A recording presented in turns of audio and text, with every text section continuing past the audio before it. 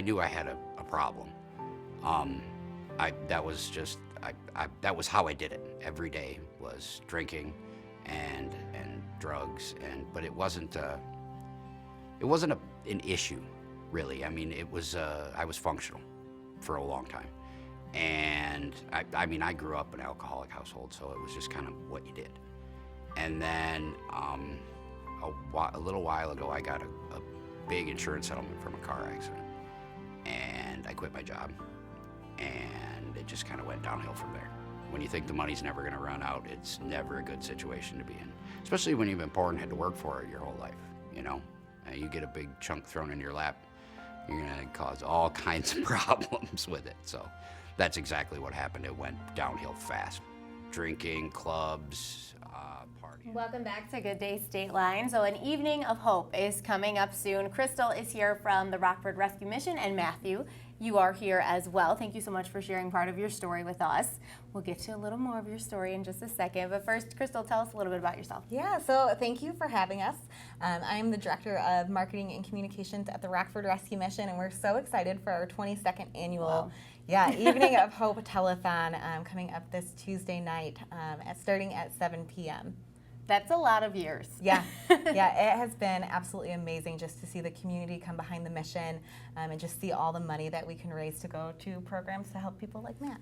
That's incredible. So how long have you been with the mission? I've been there almost 4 years. Okay. Yeah. And it's the biggest night of the year for the rescue mission. Yes, so this is our biggest fundraiser, and the really amazing thing about Rockford Rescue Mission is we take no government funding, no United Way funding, so we rely solely on support from the community, from organizations, from churches, and we are over a $7 million operation a year because all of our services for individuals are free. So we have people with us either, it could be one night or it could be 2 years. No matter how long they need, the help is there and the services are there.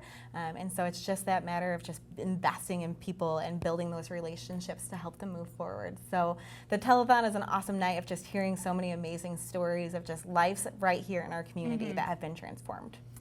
Perfect segue. Yes. Matthew, you're here.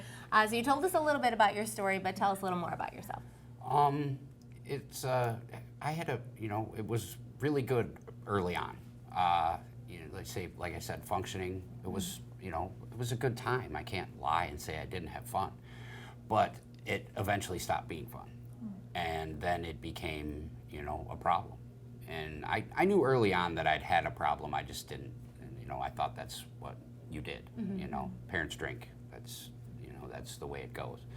But then it became a necessity. There was no way of getting around it. It had to be there every single day.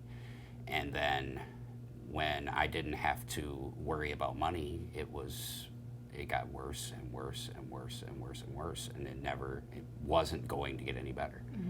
And then I ended up here because of, I just call her an angel of a social worker, found this place, and they set it all up for me to get a bus ride down here, and I ended up in the mission, and everything has been, I don't want to say roses, but it's been really good, really good. I think you could say roses. They have some thorns too. Roses aren't perfect. Very true, very true. It's true. So Matthew, not the only person, of course, who's going to be a part of the telethon, which is coming up Tuesday night, right here on WTVO from 7 to 9. Quickly, tell me, you brought this necklace and you wanted to mention it. Yes, so we have some beautiful premiums that we have for the evening. So this cross is the Cross of Hope, donated by Clodius and Company. And so this is just one of the premiums that we will have to help incentivize people to help give to the mission and just continue to help us keep the doors open and just be able to help hundreds and thousands of people every year. Absolutely. So rockfordrescuemission.org if you want to get a jump start on the telethon.